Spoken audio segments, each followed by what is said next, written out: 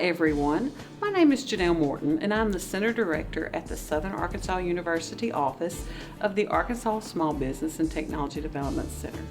If you've been watching our videos, you have likely heard me talk about human resources topics.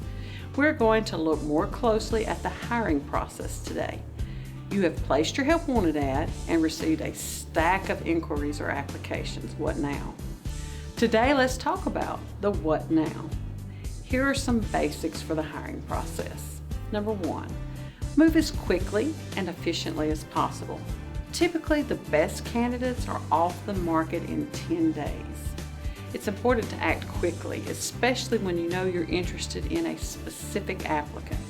Even if you haven't made a decision yet, you should follow up with the candidate often, discussing further details of the position to ensure you're on their radar. Also, respond to any questions or concerns right away to keep them updated throughout the process. Number 2, provide a clear job description.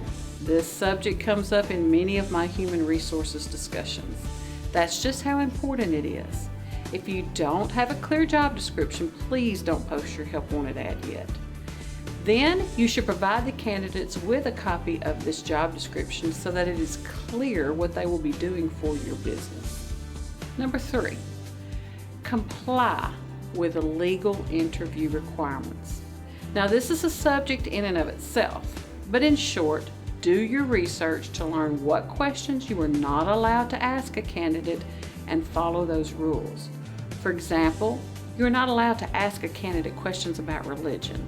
To help you with this, I want to direct you to the EEOC's Small Business Resource Center, which provides compliance-related guidance. The link to access this resource center is eeoc.gov/employers/small-business. One other note, you are also not allowed to ask prohibited questions when checking a candidate's references either. Number 4, let's improve your interviews. There are several ways that you can do this. The one that I want to mention is to improve your own interview performance. Schedule interviews so that you are not pressed for time or have other issues distracting you. Properly prepare, bring the job description with you, the applicant's application, and your list of questions. Bring them to the interview and don't forget your pen. Have a clock in view so that interviews don't run unnecessarily long. Don't dominate the conversation because this is your opportunity to learn about the candidate and your opportunity to look for red flags. While evaluating the candidate, if they're capable of performing the job, you also want to be looking for factors such as coachability, temperament, and motivation. Remember, skills can be acquired, but personalities cannot. Another way to improve your interviews is to involve more people in your hiring process. You can always include a couple of other employees and allow them to ask a question or two on your approved list of questions, then ask them what they think about the candidates. Number 5, I mentioned references earlier. This is the 5th tip. Check references.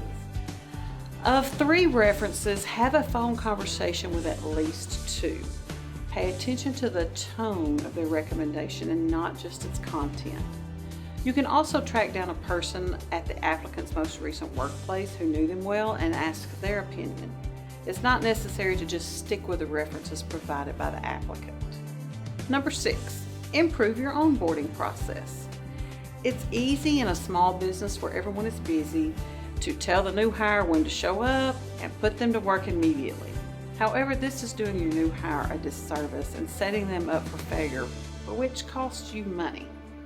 Having a new hire packet that includes necessary legal and payroll paperwork such as 99, W-4, other items that you're going to want to include are a personnel policy or employee guidebook, the job description, benefits information, expected work schedules, pay schedule, and contact information for the individual to which they should direct their questions.